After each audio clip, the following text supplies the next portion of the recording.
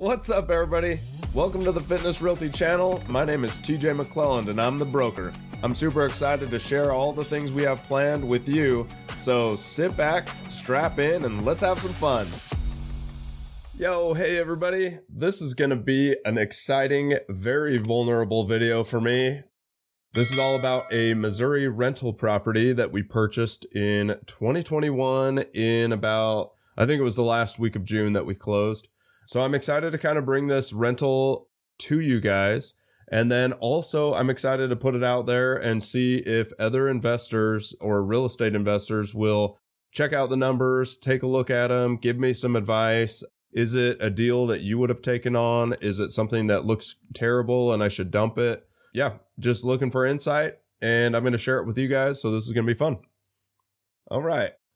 Let's move to this slide here. For those of you listening, I'm going to try to read through everything so that you can hear it and understand it. So right now we're going to go over some raw numbers. These have all the expenses in them. So currently, the way I ran these numbers, I want to do a big shout out to Brandon Turner from Bigger Pockets Podcast and biggerpockets.com. We do utilize their biggerpockets.com calculators. We pay for a pro account. I love the pro account and all the things that it comes with. We've had it for probably 3 or 4 years now, maybe something like that. Anyway, in there, when you have the pro account, you can run a lot of rental calculators on your properties. And so it just gave us a lot of tools. So big shout out to you guys. Thank you so much for all the tools that you give us. But during that, or utilizing that Bigger Pockets calculator, it has really nice features to give us a good graph about what things look like. And so I wanted to show you this first set. The numbers that we ran, we are coming up with a monthly cash flow of about $293 a month in positive cash flow. So for you real estate investors out there that are really savvy, is that something that you look for in cash flow? Is that high? Is it low? Is it not enough? Give me some feedback on that. That would be awesome.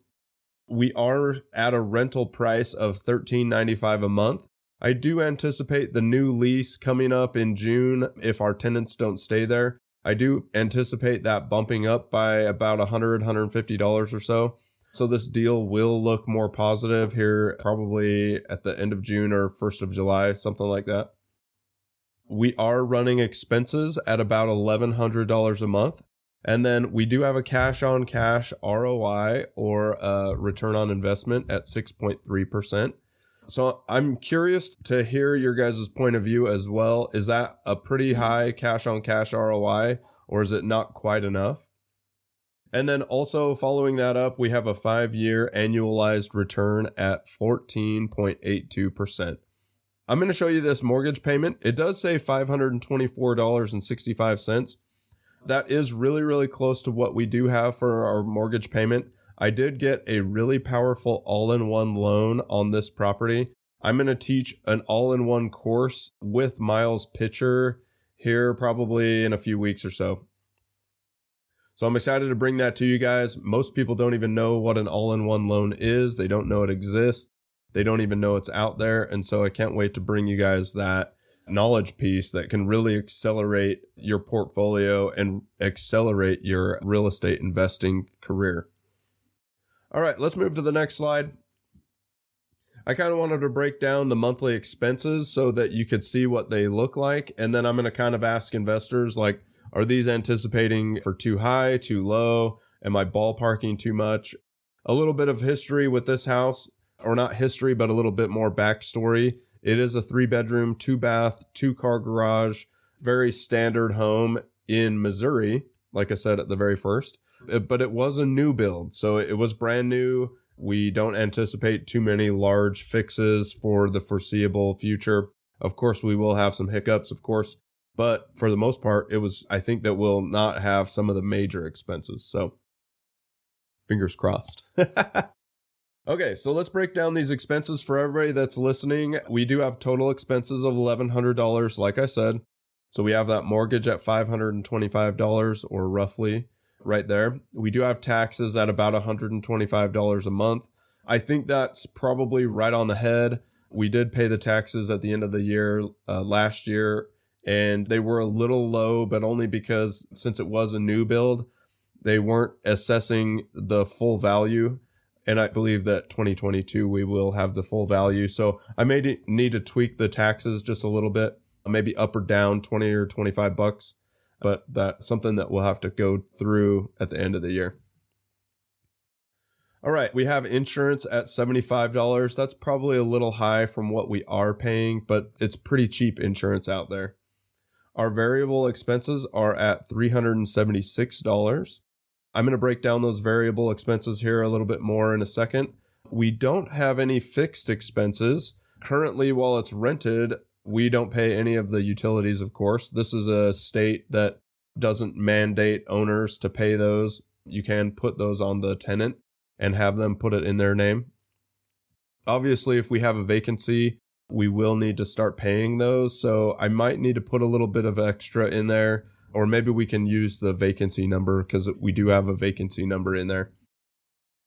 So we don't have any bills or expenses for electric, gas. We don't have any for water and sewer. There is not an HOA, so that's always good. And we don't have anything for garbage. And then we don't have any other expenses for those fixed expenses. I just couldn't come up with any. So if there's investors that are watching this and you have something that you always put in for fixed expenses there, let me know what that is because I'm curious to just learn about it.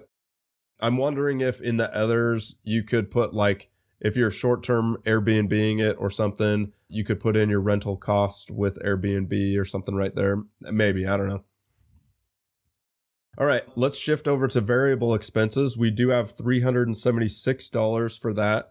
Our vacancy is $69. So the way I build out vacancy is I like to use 5% as our figure. So as our monthly rental price goes up, which I said I anticipate it going up this year, we're just going to take 5% of that and we're going to sock it away for the event that we do have a vacancy.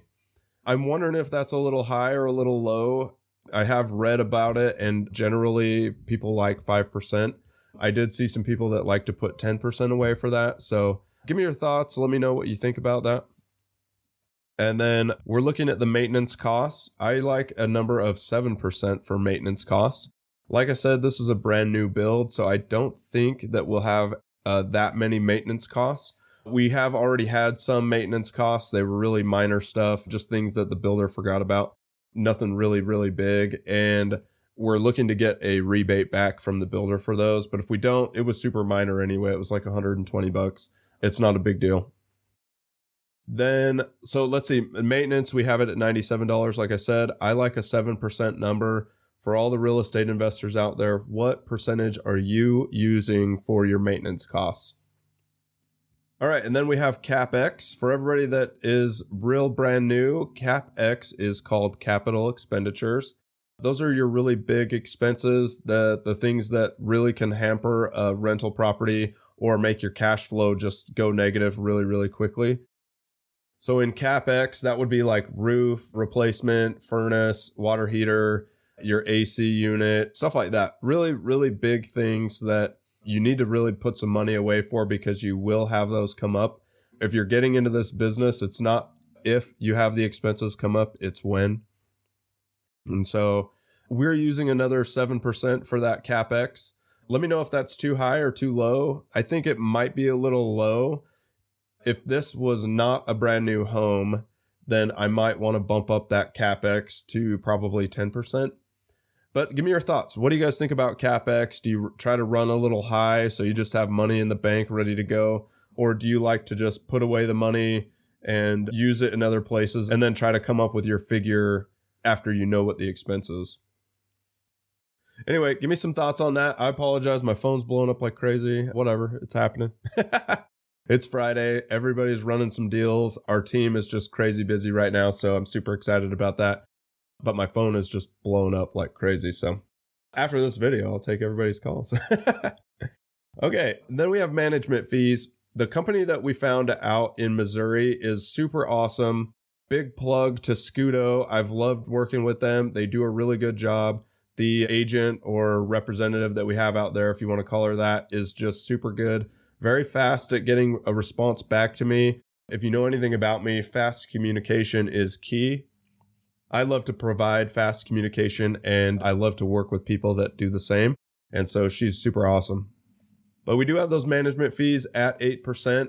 I do think that I'll have to bump that up a little bit. They do have little extra costs through the year, like a leaf cleaning fee from the gutters. They do like a once a year inspection with an actual home inspector. And I think that costs about $100. So I'll probably raise that management fee to about 10% or 12% to just put money in the bank and to really kind of equate my figures.